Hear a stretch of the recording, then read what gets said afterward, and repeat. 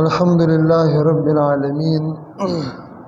वस्सलातु वस्सलामु अला मन क़ाल अल्लाहुम्मा ला ऐशा इल्ला ऐशुल आखिरा फ़ग़फ़िरिल अंसारा वल मुहाजिरा व अला आलिहि व अस्हाबिहि व अज़वाजिहि व खुसूसन अलल्लज़ीना क़ालू नहनुल्लज़ीना बायऊ मुहम्मदा अलल जिहाद मा बक़ीना अबदा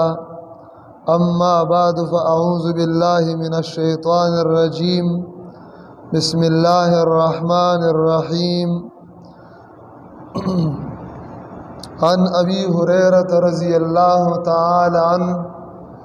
क़ाल रसूलुल्लाहि सल्लल्लाहु अलैहि वसल्लम ला तहासदू वला तनाजशू वला तबाग़ज़ू वला तदाबरू वला यबि' बाज़ुकुम अला बै'i बाज़ वकूनू इबादल्लाहि इख़वाना अल मुस्लिमु अख़ुल मुस्लिम ला यज़्लिमुहु वला यख़्ज़ुलुहु वला यहक़िरुहु अत्तक़वा हाहुना व युशीरु इला सद्रिही सलास मर्रात बिहस्बि इम्रिइम मिनश शर्रि अन यहक़िरा अख़ाहुल मुस्लिमा कुल्लुल मुस्लिमि अलल मुस्लिमि हरामुन दमुहु व मालुहु व इर्ज़ुहु। वअन अबी ज़र्र रज़ियल्लाहु तआला अन्हु अन्न रसूलल्लाहि सल्लल्लाहु अलैहि वसल्लम क़ाल क़ाल लहू ला तहक़िरन्न मिनल मारूफ़ि शैअन वलो अन तल्क़ा अख़ाक बिवजहिन तल्क़िन। वक़ाल नबी सल्लल्लाहु अलैहि वसल्लम ला यबीअ हाज़िरुन लिबादिन वला तनाजशू वला यज़ीदन्न अला बै'i अख़ीहि वला यख़्तिबन्न अला ख़ितबतिही वला तस्अलिल मरअतु तलाक़ उख़्तिहा लितस्तकफ़िय इनाअहा औ कमा क़ाल नबी सल्लल्लाहु अलैहि वसल्लम इन्नल्लाह व मलाइकतहु युसल्लूना अलन नबी या अय्युहल्लज़ीना आमनू सल्लल्लाहु तबारक व तआला अलैहि व अला आलिहि व अस्हाबिहि व बारक व सल्लम तस्लीमन कसीरन कसीरा।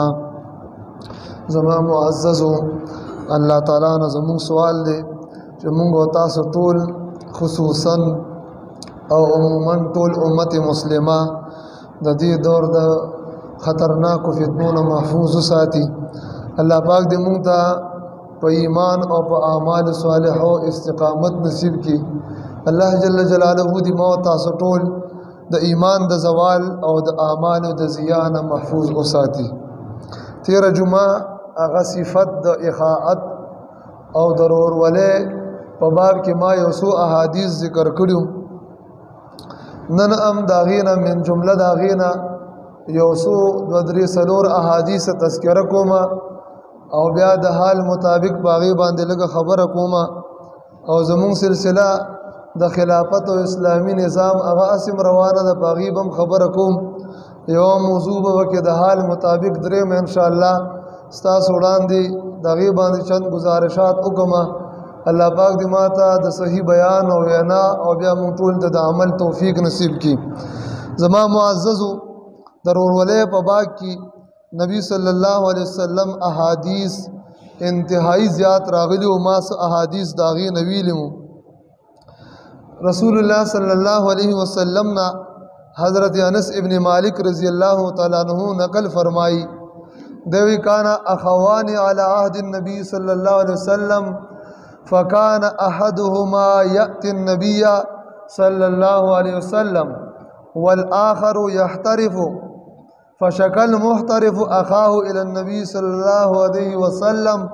फ़क़ाल लअल्लक तुरज़क़ु बिही।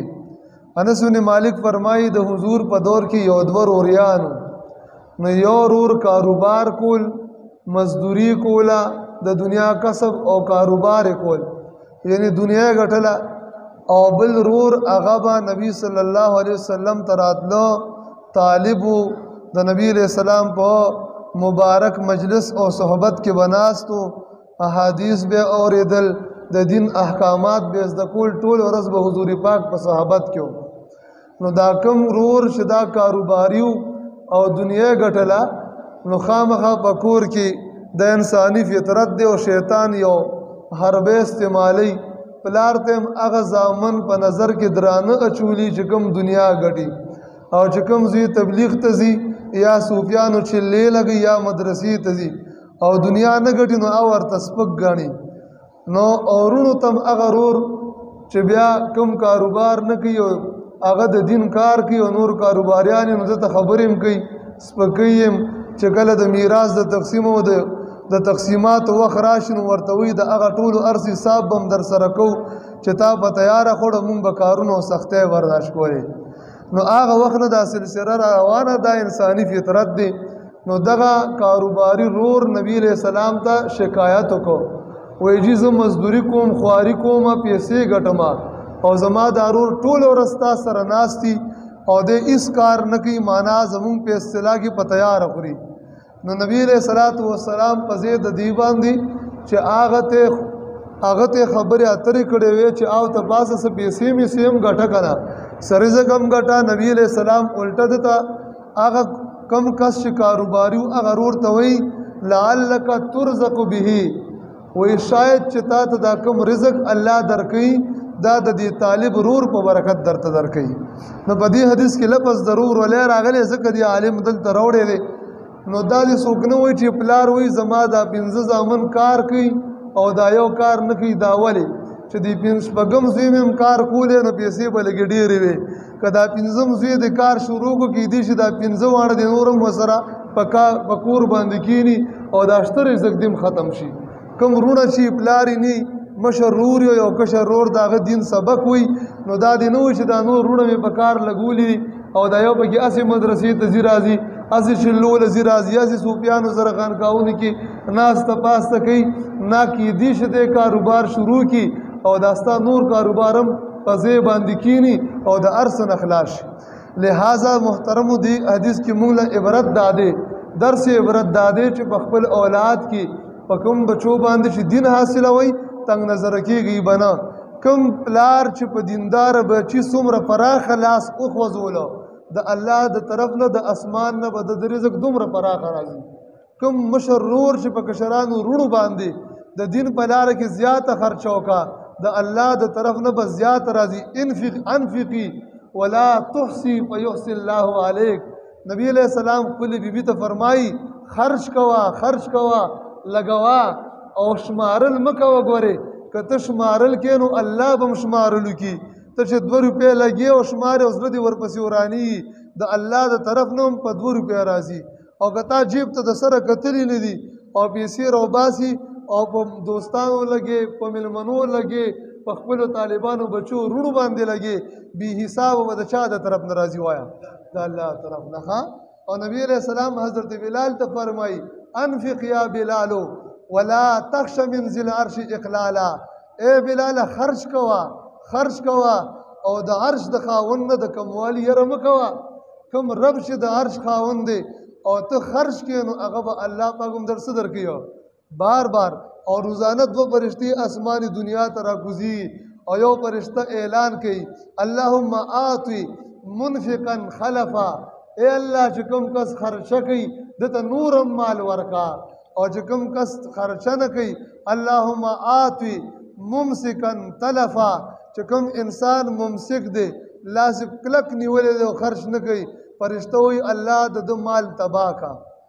دی وجه نه مونږ غرق یو چې صفات حسنه په مونږ کې نشته صفات محموده په کې مونږ کې نشته الله دې مونږ ټول مبرهن او مزین وګرځي په صفات محموده باندې بل حدیث پاک کې راځي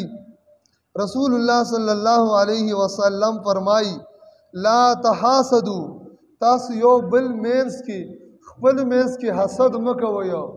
حسد مکوئ چې یو مسلمان باندې الله دینی یا دنیوي کوم فضل او احسان او کرم او مهرباني کړی دا او ته زړه کې سوځي چې الله دا د سره نه یو ما سره ودی ته حسد ویو نو حضور فرمایي حسد مکوئ غیبته جایز ده داسې وایا چې الله زما په دې مسلمان رور دی دا رحم او کرم کړی دی دته نورم زیات کی او ما باندې هم داسې رحم او کرم وکړه. دا غیبت او دا جایز ده. نو نبی علیہ السلام فرمایي لا تحاسدوا، تاسو حسد مکوئ، ولا تناجشوا، بے نجش مکوئ، ولا تباغضوا، خپل میز کې بغض حسد او کینه مساتئ، ولا تدابروا، یو بل ته مشا کوئ. پښتنو یو بل ته مشا کوئ په معمولی خبره. په سب کې هم دا یو پښتون د بل نه داسې له قبلې نه بغیر بیت المقدس ته ولاړي، هغه اړې مخړي چې دا بل مسلمان د ده سره بغض دی چې قبلې ته هم وله نه شمه، نو دا مخ به دله دلته چې تا شیطان اړولی دی، کبر کې به دله فرشتې د دغه نه واړي د قبلې نه. داسې مه کوئ، یو بل ته شا کوئ مه. د الله بندگانو ولا تدابروا، دا د سید الکونین فرمان او امر دی. یو بل ته شاګانې مه راړوئ د حسد او د کینې او د دنیایي مفادو د وجنه. ولا یبیع بعضکم ملا بیع بعض. الله اکبر کبیره. اسلام دین فطرت دی ښه، د دنیا ذره برابر، د دین ذره برابر، د دواړو کونینو ذره برابر داسې ځای نه دی پاتې شوی چې اسلام زموږ رهنمایي نه کړي ښه. او کوم خلک چې اسلام نه ناخبره نو هغه د اسلام په تعلیماتو ګوتو اوچتوي. یاره اسلام د دې وخت دپاره او اسلامي نظام د دې وخت دپاره کافي نه دی او مناسب نه دی. ولې نه دی مناسب؟ ته چې ځان اوښلې او جدید څومره ترقیم وکړي، ته چې سپوږمۍ ته هم خیږي، په هغې کې هم ته د اسلام نه رهنمایي هلې ښه. بغیر د هغې نه ستا پلار هم نشي تللی. پلار دا یاد ساتئ، د دین او دنیا دا مونږ به طور چلنج وایو ښه ملحدین او مستشرقینو ته، چې د دین او د دنیا هر باب کې ته یو قدم نه تر زرګونو قدمونو پورې ترقي کې، نو اسلام ته محتاج یې، د قرآن فرامینو او اصولو ته محتاج یې، د اسلام هغه طریقې کار ته محتاج به یې. لہذا نبی علیہ السلام فرمایي تاسو کې د یو کس ځینې ستاسو دي د بل مسلمان د ځینې نورو مسلمانانو په بیع په اخیستلو خرڅولو باندې نو بیع نه کوي. تا ته پته چې په منډی کې دو مسلمانان لګیا دي، په بارګین کې دو مسلمانان لګیا دي، او په سړک باندې روډ په غاړه بارګین د گاډو لګېدلې دو مسلمانان لګیا دي، خپلو کې په گاډي ریټ کوي، په څاروي ریټ کوي، په مال او دولت په بل څه باندې ریټ کوي، او تا ته پته چې دوی خپلو کې جوړېدو والا دي، خو تا ته دا څیز ډېر زیات فایدې والا ښکاري، نو زر هغه ته لرې طرف نه اشاره وکړي، یا سترګک والي یا ورسره خوا کې تېر شو داسې کې ورته راځه راپسې، نو هلته وایي څو درکوي 20 زره، راځه به زه 21 زره درکړمه. هلکه نبي علیہ السلام فرمایي نه دا کار به نه کې. لا یبیع بعضکم علی بیع بعضن. بل حدیث کې الفاظ جدا راغلي. نبی علیہ السلام فرمایي یو مسلمان دی د بل مسلمان په ریټ باندې ریټ نه اچوي، چې تا ته پته چې دا دو مسلمانان خپلو کې جوړېدونکي دي، نو دا څوکیداران ورته که څه ورته وایي مړه دلال نه ده نه سوداګر، که دلته کوم وي الله یې په دې سوداګرو رحم وکړي، دوی ته به کلمه ډېره کمه نصیب کېږي، خفه کېږي رانه ما په خبره باندې پوه شوې. د کائنات دروغجن سوداګري، د کائنات بارګیني د کائنات دروغجن، الا ماشاءالله استثناء په هر څه کې مسلمانان پکې نه یادم چې کوم صحیح مسلمانان، خو اکثر او اغلبو دومره دروغ، دومره دوکې، دومره ګندګیري، یا الله توبه، چې دا د اسلام نوم دی خلکو شرمول، چې کافر دی مسلمانان ته ګوري نو مخ پټ کړي د اسلام نه. داسې مسلمانې مغوي د الله بندگانو د 1 لک په ځای باندې 1000 روپیو ګټه دی کې به برکتي، دا به حلالي، ستا بچو باندې به اثري، ستا په کور کې په اولاد او ستا په کور کې په انګور او په خواږې په هغې باندې به اثري، ستا په معاشره باندې به اثري، ستا په جسم بدن او په روح باندې به اثري. او که حرام یو ګټي نو الله به د دنیا کې هم نه خوشحالي او عقبا کې. دی وایه سوداګرو چېرته پاکې کپړې یې موندلې دي، خیال دی نو ولې دروغ وایي که نه؟ نو که ته چېرته دینداره وې دروغ دې نه ویل، د سړي زوی به وې نو سبا کپړو کې به ګرځېدي، کاروبار به دې روانو، کور کې به دې خوشحالي وه، پولي دې مردارو. نو نبي علیہ السلام فرمایي داسې مه کوئ. دې نه حضور منع فرمایلی چې مسلمان دا کار به نه کوي. وکونو عباد الله اخوانا، د الله بندگان جوړ شئ، رونه جوړ شئ. څه شی جي؟ رونه جوړ شئ. نبی علیہ السلام فرمایي المسلم اخو المسلم، یو مسلمان د بل مسلمان رور دی. څه شی دی وایا؟ رور دی، رور. نبی علیہ السلام فرمایي لا یظلمه، چې مسلمان دی رور شو په مسلمان به ظلم نه کوي ولا یخذله دا بل مسلمان به ذلیل کیم نه بې یار او بې مددګاره بې پرېږدي مه خو اسلام دې ته وایي چې هغه ته د مدد ضرورت دی او ته ترې مخ پټ کړي سترګې ته نه واړې مخ ته واړې نه مدد به یې کوه ولا یحقره یو مسلمان به بل مسلمان حقیر او سپک نه ګڼي په ایمان یې وایي پښتانه د دې مرضونو څه شی دي ډیپوګان نه دي وایه که نه ټول دي که نه دي نو دا مونږ نه قبر کې وځي که دنیا کې به ځان نه وباسو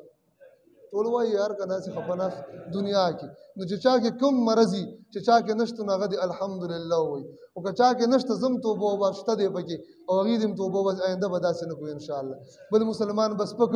نه ګڼو ظلم به پې نه کوو بې یار او بې مددګاره به نه پرېږدو بیا نبي علیه السلام 3 کرته داسې اشاره وکړه التقوا هاهنا التقوا هاهنا التقوا هاهنا تقوا په دې زړه کې ده تقوا په زړه کې ده تقوا په زړه کې ده اصل تقوا دا ده دا نه چې شپږ رومیانونه یې په غوږونو راچولي زر د تسبیح پیدا کړي او په میاشت کې دنه چله نه خطا کړي هلته د پیر صوفي خانقاه کې دنه ذکر او مراقبې نه پاتې کړي او چې مسلمان سره د کله معامله راشي نو بیا دنه فرعون جوړ شي فرعونان ځان نه مه جوړوه د مسلمان غونته نرم زړه والا ورورولۍ والا د بل په در باندې درجیدونکی مسلمان الله دې موږ کې دا صفات پیدا کړي بیا نبی علیه السلام فرمایل بحسب امرئ من الشر ان يحقر اخاه المسلم وایي د یو کس دپاره دا شر کافي دی دا شر کافي دی بس دا ډېر شریر ترین انسان دی چې دی بل مسلمان ورور دی سپک وګڼي بس چې بل مسلمان دی په نظر کې سپک راغی ته حجونه هم کوه عمرې هم کوه تبلیغ کې سورزي هم لګوه هلته خانقاه کې هم چلې لګوه د مدرسې محتمم هم اوسه بخاري هم پړاوه خو دا شر ته شریر ترین انسان الله دې موږ د دې بد صفت نه محفوظ ساتي كل المسلم على المسلم حرام دمه وماله وعرضه نبی علیہ السلام فرمای هر مسلمان په بل مسلمان باندې د هغه وینه حرام ده د هغه مال حرام دی او د هغه عزت یعنی عزت او آبرو اخیستل حرام دي بس دا ګوره ارشادات دي ښه چې مسلمان وي نو مسلمان ته به نه سپک ګوري نه به پې ظلم کوي نه به بې مدده پرېږدي نه به کافر تاواله کوي او نه به نبي علیه الصلاة والسلام فرمایي د ده وینه تویول پې په ناحقه دا حرام دي د ده مال اخیستل پې په ناحقه دا حرام دي د ده عزت اخیستل په ناحقه باندې دا څه شی دي حرام دي نن وګوره معاشره کې د دې حدیث مصداق څوک شته په دوربین به داسې مسلمان درشي چې هغه د مسلمان په درد باندې درمند دي هغه د بل مسلمان عزت او آبرو مال او جیداد او وینې په ځان باندې حرام وګڼي هغه د بل مسلمان نقصان خپل نقصان وګڼي هغه د بل مسلمان عزت خپل عزت وګڼي د بل مسلمان بېعزتي خپله بېعزتي وګڼي د بل مسلمان نقصان خپل نقصان وګڼي شته معاشره کې داسې افراد اسی پر ژبه باندې مونږ کلمې وایو الله دې مونږ صحیح د زړه مؤمنان وګرځوي الله پاک دې مونږ کامل ایمان والا وګرځوي لہذا محترمو دا حدیث دومره بس دی آینده به انشاءالله څه په دې خبره وکړم